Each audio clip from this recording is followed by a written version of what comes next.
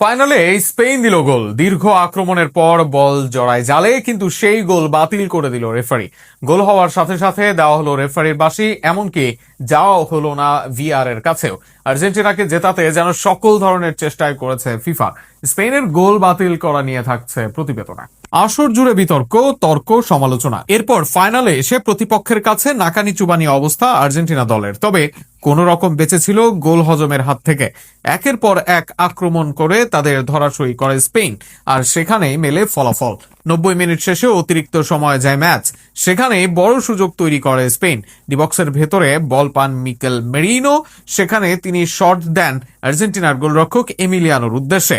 সেই বল ফিরিয়ে দেন আর্জেন্টাইন গোলরক্ষক, কিন্তু সেখান থেকেই বল পান স্পেনের উইঙ্গার নিকো উইলিয়ামস।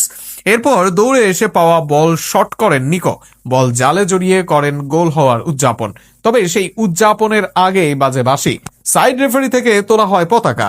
প্রাথমিকভাবে অফসাইডের ধারণা করা হয়, কিন্তু এরপর দেখা যায় কোনো অফসাইড হয়নি সেখানে, বরং ফাউলের কারণে বাতিল হয় স্পেনের গোল। অথচ কাকে ফাউল করা হয়েছে তা নিয়ে বলা হয়নি কিছুই।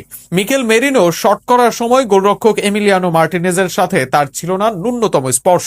এর আগে একজন আর্জেন্টাইন বল দখলের লড়াইয়ে ব্যর্থ হয়ে পড়ে যান মাঠে, কিন্তু কোথাও ফাউল সেটা নিয়ে বলা হয়নি আলাদা কোনো যুক্তি।